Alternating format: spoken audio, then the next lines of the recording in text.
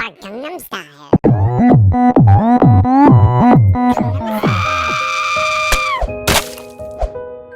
Hmm.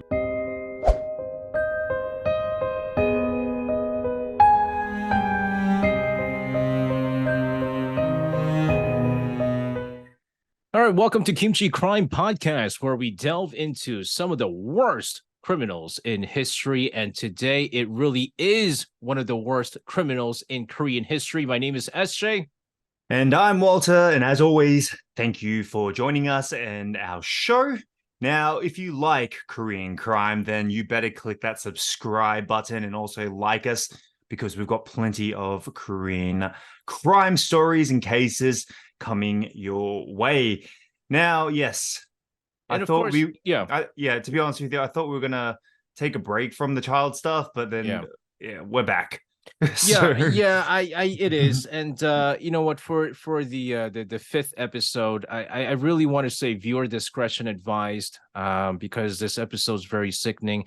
I think when we talked about the Chongini case, it was more about the kid, the infant, right? Yeah. And her unfortunate life, rather than the terrible adoptive parents. Today's kind of similar, and not so similar in case, but then we are going to talk more about the criminal today. And I think last week we were sort of hinting at this particular criminal and the punishment this particular person received, being a center of a huge controversy over the past few years. But again, viewer discretion is advised. Walter? Yes, that's right. Because today we're going to talk about the most notorious child rapist in Korea. Now, that person is Cho Doo Soon. Now, Cho's case is all the more revolting because he served such a short period of prison time for his crime. And like I said last week, you'll see that the Korean punishment system is a little out of whack. And when I say a little out of whack, it's friggin' very out of whack. And listen, the sad reality of this, and if notorious child rapist is not enough to make your blood boil, he's already out. And he's out now. And like, he's walking around as a free man. We let this happen because for some reason the justice system isn't good enough. But before we get into that, let's look into this background of this terrible, terrible piece of butte. It's funny because Walter and I, when we started this podcast, this channel, we agreed that we weren't going to use any bad words. Yes. And so it was very difficult when we're doing the third episode with Chongini case, because I kept on calling them monsters. I think maybe some of our listeners or viewers might have noticed I kept on using monsters because I was keeping myself from calling them F words. And today is going to be one of those as well. And so we're going to start boiling this up. Cho Doo Soon, born October 18th, 1952. Now, again, just like a lot of the criminals that we've talked about before, he doesn't get a whole lot of education because he also dropped out of middle school in 1970. It was in 1970 that he committed his first crime, stealing a bike. Okay, so it's bad, but I mean, some kids, I guess, when you're in middle school, some kids do that. He was given leniency because of just how young he was, and really was just a petty theft, right? And so what are you going to do? I mean, you're in middle school, you stole a bike, you're not going to go to prison for that. But it is in 1972 that he was sentenced to 1 year and 6 months in a youth detention center for extorting money from a street stall. This is maybe something that we're not really going to get into too much, but especially back in the days. And I have a feeling maybe some of these street stalls these days are also getting extorted money from gangsters. But back then, it was rampant. A lot of thugs used to make money off of basically protection money, right? We call it protection money. And so that's what he did in 1972 at a very young age, and he got caught. In 1977, he was sentenced to 8 months in prison. Now, this time, it's in prison for habitual theft. So You think since a lot of his crimes he committed that he was just going to live a life of petty thief and nothing more? But remember, even last week we talked about Shin Chang-won. He had started off very small. It was theft here, this and that, and then that led to killing somebody. Basically, 1983, at the age of 31, he raped a 69-year-old woman who worked nearby where he lived. The rape he committed was so brutal. All right. Mind you, this is a 69-year-old woman. The victim needed 302 days of treatment to fully recover. And you might be going, man, I mean, is 69-year-old woman? I don't know the psychological aspects of these, rapists, but age doesn't seem to really matter for rapists, I think. No. But Walter, you talked about how sometimes the law gives you a nice little slap on the wrist and nothing more. Guess how many years in prison he gets for raping a 69-year-old to the point where she needed over 300 days of treatment. 3 years in prison. 3 years. So, I mean, like, to be honest with you, anyone who has been a victim of rape, it will probably never be able to recover from that situation. And I mean, to be honest with you, I think if you do it once, I think that should be a very, very high punishment for the offender. Because basically you've taken somebody's, they're never going to live normally ever again. Yeah. That's their, like, for many people, like, that was their privacy, that was their life, and they've taken that away. It's 3 years is just absolutely stupid.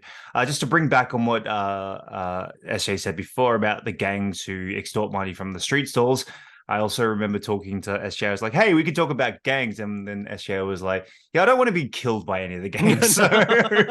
So we might not do things on Korean gangs, but if you've seen any Korean gangster movies, dude, we're gonna do gangsters who died many, many years ago, and that gang never doesn't even exist anymore. That's what we're probably gonna cover.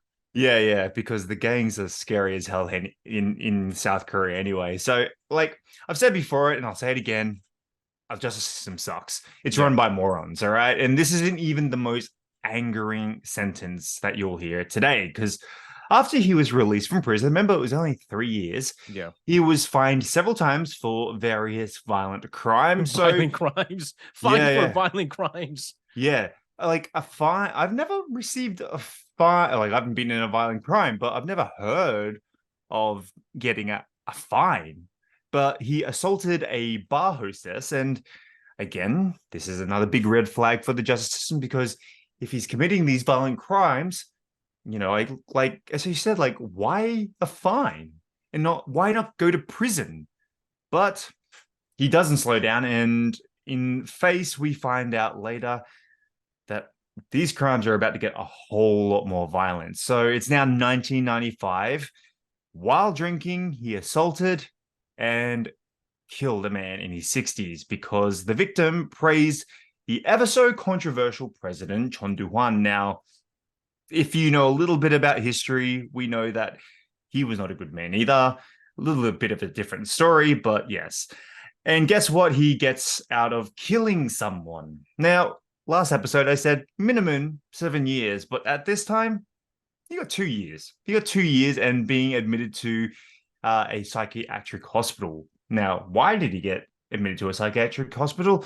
Because they said he was deemed feeble-minded. So let's just do a quick review of his crime so far. He's raped an elderly woman, he's killed a man, and he's gotten 5 years for those 2 crimes. I mean, yeah. SJ. Going back to the controversial former president Chun Doo-hwan, he's dead, by the way. And to be honest, we could even do a kimchi crime podcast on Chun Doo-hwan. I'll go as far as that, but he still doesn't deserve to be killed over this. And the whole idea with deemed feeble-minded, that comes from the idea that he was drunk. I think we've mentioned this before very earlier on, where a lot of people, they'll go, well, I was drunk, I don't remember. And Mm, that's a very good excuse for them to get away. Now, this is going to be something that we're going to have to remember. Getting drunk and committing a crime somehow leading to lesser punishment. Like for our viewers out there, remember that. mm. Also, you really have to give it to his wife because despite, again, raping a 69-year-old woman, killing a man for praising an ever so controversial president, and all these other criminal crimes that he committed, like assault and things like that. She has to say is praises for this guy. She was once quoted as saying, cooking rice and side dishes, cleaning the home, and all the household work. My husband has done it for 20 years. He's never vented his anger, and he has been hailed as a polite person. By who? Who's hailing him as a polite person? I don't know. But get this. While he was married to her, Cho Doo Soon committed 11 different crimes. Now, for most of the crimes, again, he keeps using that argument. He was drunk and gave the excuse, I don't remember. So Cho's wife doesn't blame him for committing the crimes. She's blaming the alcohol. It's not his fault. It's the alcohol's fault, is what they're saying. So this next crime, again, viewer discretion is advised because this is what we're going to talk about. This is what Cho Doo Soon is infamous for, and this is what made him be labeled as by the public as one of the worst monsters in Korean history. On December 11th, 2008, a 8-year-old elementary student who will be known to the public as Nayoung. This is not her real name. She was on her way to school when she was kidnapped by the 56-year-old Cho Doo Soon at the time. Again, Cho was drunk, and we'll find out why we knew he was drunk later on. He dragged her to a church bathroom. All right. It was there that he struck her face several times, bit her cheek, strangled her, held her head underwater until she fainted before raping her. He left her on the floor with cold water running and left the scene. Now, Nayoung was found by her neighbors, obviously taken to the hospital. She had severe injuries to her internal organs, but she did survive the incident. Now, he inflicted permanent cuts in the abdomen, lower abdomen, pelvis. This required at least 8 months of treatment. And when he was caught, he was even found with her blood on him. So the evidence is there. And again, it's hard to get into the exact details of how bad, and you could imagine why there was internal organs. But boy, terrible stuff. And I could tell Walter having a hard time even listening to this. And I didn't even really get into the detail aspects of his crimes. You know what the interesting thing is that if I kill this guy, I would get more years than what he served out. Oh, absolutely. So that's the thing is like, trust me, like if that ever happened to my daughter or anyone who was in my family, I'd kill them, and I'd be really pissed off that that person didn't do as much jail time as what I would be doing. I mean, it's he'll insane. be out. He'll be out before you, Walter. Yeah, exactly. That's he'll the be thing. out before you. That doesn't make sense. But you know how he said the wife said that, he was such a polite person. He did this and this. There was also a really polite family man, also known as the BTK killer. Pretty sure he was like known as a really good family man, and well, we all kind of know what happened with him. Yeah, We we could go an endless list of family men who turned out to be brutal killers, like John Wayne Gacy. Goodness, he was doing volunteer work. Was as Bogo the clown or something like that, or something like. But anyways, But that was a very scary looking clown, to be honest with you. that wasn't very. There was nothing fun about that clown. Yeah, but yeah, let's talk about his sentencing here because yeah, it's boiling now. Our anger is boiling. We heard what he did to poor Nayoung. And we're going to get the sentencing now, and it's going to get really boiling now. Walter, tell us what happened in the court case. Yeah, so if you aren't as frustrated as I am, then hang on because it's coming. So Cho was originally sentenced to life imprisonment, which is what he should have gotten. In a small cell, just being fed bread and water on a very irregular schedule, which seems like the normal punishment one would receive for this terrible act. But Na Young testified that he did smell like alcohol, and that was enough for the court to go, you know what, let's reduce it to about 12 years in prison, as he was considered not of sound mind while committing the crime. So viewers apparently in Korea, if you're drunk, just, you really just have a few drinks. If you commit a crime, just know that you'll be lowered. I mean, just do whatever you want. Yeah. We're not encouraging you to go out there and get drunk and commit crimes because you'll get out early. But we're just trying to say that it just makes absolutely no sense, right? 0 cents. So other than the messed up things that he did, the prosecution questioned Na Young right after she came out of surgery. I mean, remember, this isn't a woman who is able to really give a very detailed person. This is a young, very fragile girl. Dude, she just came out of surgery. She had internal organ injuries.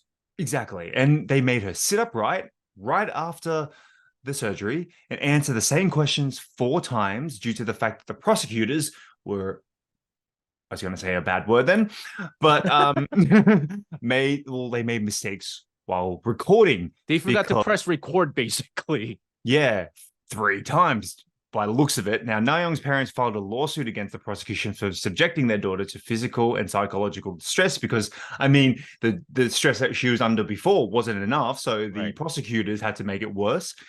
Now, the prosecution also failed to show the arrest video of Cho, which would have eliminated the need for Na Young to be in the witness stand. But in 2011, the government ended up paying 13 million, or about 10,000 measly US dollars, for compensation for Na Young's violations, because, $10,000, that'll do for a kid that was, brutally raped and suffered all these internal injuries. Yeah, that's enough. Yeah, I've always thought that if you wanted to be a prosecutor, you had to be really smart. I don't know if bringing an 8-year-old girl who just came out of surgery, sit down on the witness stand. By the way, also to face Cho Doo Soon is there, right? I don't think that's the smartest thing, and just end up paying.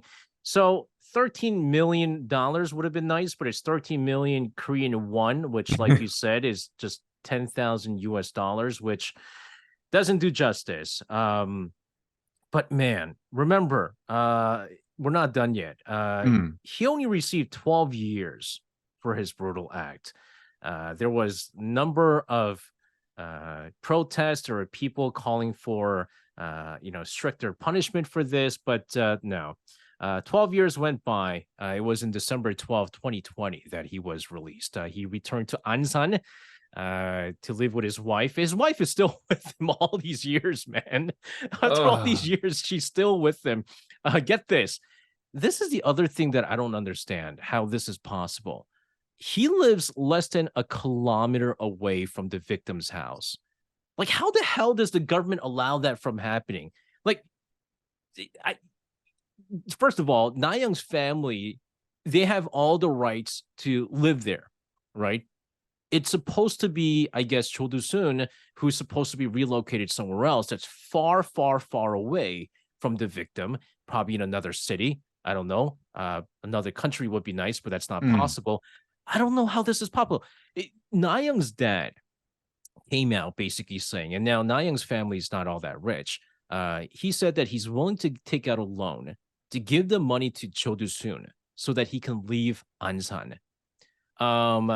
The only thing he's getting out of this after his release is that he has to wear an ankle monitor bracelet and be under constant surveillance for 7 years. Under constant surveillance for only 7 years. Okay. Now, May 20th, 2021, the South Korean Ministry of Justice and the Ansan City government said that tracking and monitoring of Cho cost over 200 million won, or about 150,000 US dollars during the first 4 months. Um, I don't know what the exact cost of it is to put someone in prison, but I think that would have been cheaper just to have him in prison, to be honest with you. Um, Here's the thing.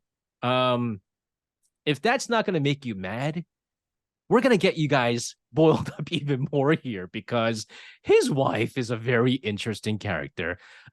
It's what Joe and his wife are doing and what they've been up to these days. So, Walter, if you had these criminal records, right, and you're this ever so notorious Cho Doo Soon, who raped and almost killed an innocent young girl, do you think getting a job will be easy? Yeah, I don't think so. No, not at all. No. So you No, need no. money. You How are you definitely. going to make money out of all this? Yes. Well, this is a very interesting way that they've decided to make money, and I'm trying to figure out who. And obviously, you're not going to get a job with that name and that criminal record, and also if your wife is as insane as you are. So, if there's anything anything nice I can say about these two is that this is actually sort of a genius plan of how they It's made true. money. It's It's true. kind of a genius plan. So his wife would go to a real estate agent, and you go there to look for houses to rent. And now, when you go to rent a house, we have to pay about a 10% deposit on the house, but depending obviously on how you do it. We have Wolse and Chonse. I'll explain that in some titles.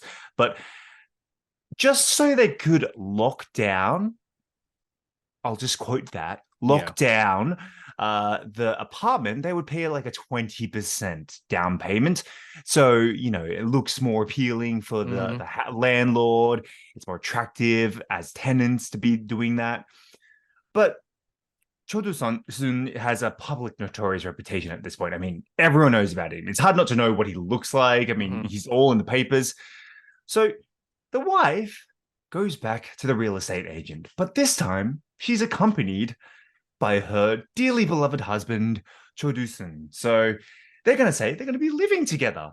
So excited to move into this So place. excited to move in together. And of course, the real estate agent knows who this person is. And panic starts to set in. So no one in their right mind wants to live in the same building as Cho. I mean, who would? So the landlord finds out about Cho and they cancel the agreement. But you know where they benefited off this? That means the tenant, they have to pay the couple twice the down payment for a breach of agreement. So that means they're getting twice the money back. So they put a 20% down and they're getting like a 40% back, I guess a more than half percentage profit. Now they just go around doing this in every different real estate agent that's around. So, Yeah. I mean, like I said, the only positive thing I can say about this is that's Genius. a damn smart idea for a criminal to be doing. Yeah, I mean, you said tenant, but the landlord has to basically pay double whatever the Yeah, down yeah, yeah. payment is. So, like, let's do math, for instance, right? And so, like, I've lived rent before, and Hmm. considering the fact that I think Cho Doo Soon and his wife they don't have a whole lot of money, but they'd probably have, let's say, a few, I guess, $1,000 around in their bank account, and usually, let's see, a villa, I would say with a deposit would cost about 30, 40, $50,000, and 10% of that would be like about $3,000 to $5,000. And so Hmm. let's put it out on the high end things. Hmm. They're supposed to put down 5,000. They go, but Hmm. no, we really love this. Hmm. Instead, put down 10,000 down payment, and of course, the landlord's going to love this, right? I mean, Hmm. they really want this house, and then find out that it's Cho Doo Soon. And according to the laws, if you breach for a breach of contract, the landlord pays double that. And so, cha-ching, you are going to make $10,000 off of this. And they're just going to hit other real estates to the point where I believe the real estate agents now are basically, they have pictures Hmm. of Cho Doo Soon's wife. They have the name of Cho Doo Soon's wife, obviously, and they're Hmm. basically putting out warnings to all the real estate agents. But That's that. And other than the fact that, yeah, they're doing this scamming landlords and real estate agents, there's not much that's coming out. But I think there's a lot of people who are also wondering about Nayoung, because it's important that we don't have her real name. We don't know how she looks, but considering that it's been so long ago, she's now in her 20s. Um, Her family's been very quiet about the whereabouts or the, how is Na Young doing? But he did talk to media just once before back in 2020, and basically said that she only watches cartoons, avoids news completely because I believe there was one time that she was watching the news and there was like a news report on a sexual assault case, and it just kind of traumatized her once again. And so she can't hear about this. So little's known about how she's doing right now, what she's doing. Again, family's been avoiding any interviews after the release of Cho Doo Soon. But what we do know is that shortly after she was released from the hospital, she was going back to school. She went to the private academies, which, by the way, was very close to the site of the crime that was committed by Cho Doo Soon. And so I think she was trying to live as normal of a life as she could, but let's face it, it really wasn't. Hmm. And I don't know if it's good that we don't know anything, any updates about Nayoung. Hmm. But the fact of the matter is, of probably of all the crimes that we've seen in the history of Korean crimes, this is probably the most baffling one, because again of the punishment that Cho Doo-sun received and the fact that he's out and about and doing well and making pretty good money off of these scams that he's doing. So that's the thing as well, is that he's basically still living as a criminal, and there's nothing that anyone can do about it right now. Yeah, and And it's not illegal what he's doing, right? It's not no, it's technically not illegal. That's the other very frustrating thing. it's you're right. Baffling is just, I guess, like the minor, like a minor word we could use. I could use a lot more worse words, and I really want to. And I mean, rapes are terrible, no matter which context you put them in, no matter what the situation is. But this one, for it to be an elementary student, for her to face the violence that she faced, and then like the the person Cho then comes, he leaves prison and is a kilometer. You can see a kilometer away. Yeah. That's how close this person was. It like it just it's how sometimes something you just don't know how to put into words. It's one of those things for me. It's just like I just do not have the mental capacity to understand why any of this went like turned out the way it did. No, And that, Walter, you're struggling to talk because you can't curse. I'm struggling to talk with this episode because I can't curse neither. yeah, Is what because it is. I think if we were allowed to curse, I think every sentence would have a swear word in it, to be honest with you. No, no, really. It Yeah. really is because again, I don't- the most frustrating thing out of all this and the most angering aspect of the court case was again what seemed to be, and a life sentence, right? Life sentence for what he did, and I think he fully deserved this. Some people were saying death sentence, but I think that that's impossible because technically he didn't kill Na Young, Mm, but still, life sentence. And just the fact that Na Young, again, testifying that he smelled of alcohol. mm, Why that, led to him getting just 12 years as opposed to, again, life in prison, because I've also heard reports, and I didn't put this on the script today because I don't know, I can't validate this. I don't know how true it is, but there were some reports that were circulating while he was still in prison, that he was very much into writing his thoughts. And one of the mm, things that he wrote was that because Na Young's family put him in prison, that he was going to get back at her and her family when he gets out. There were threats being made. Now, I don't know how true this is. And who knows? I think he's fully capable of committing another crime. And if he does, what then? I mean, we've seen criminals who should have been there longer, but because they were released in a short period of time, they committed a much bigger crime. And that's the biggest thing that I'm afraid of with this, that he's going to commit another crime. And hopefully he doesn't, but still doesn't take away the fact that he only got 12 years. The thing that will keep coming up, that will keep pissing me off. You said a bad language word. Sorry, I'll bleep that. That will keep annoying the hell out of me is the fact that the South Korean justice system doesn't know how to punish people. The sentences that they give are almost laughable, in my opinion, almost like laughable to the point where the punishment, like, it almost feels like they're not being punished, to be honest with you. It almost feels like they're just been given some time to, to heal or do whatever they need to do. But anyway, we have to wrap it up today because I think my blood is boiling. I'm sweating and I'm really annoyed. Today was not a very healthy episode, and I apologize to all of our viewers out there. It really wasn't. Yeah, if you could probably just like see the fact that I went through about 50 different emotions of hatred and anger and upset and whatever. But anyway, guys, I hope you did enjoy that. Just in a way, I don't even know how to say this. Like, I hope you enjoyed our video about terrible things that happen to people. But if you do enjoy Korean crime cases, subscribe, like, leave a comment, turn on that notification bell. And next week, we'll have another story for you. And SJ, can we just maybe have like another interesting case about people wearing tie-dye shirts? And let's go easy next time. How about that? Let's go easy next time. So we'll see you next week. All right. See you guys.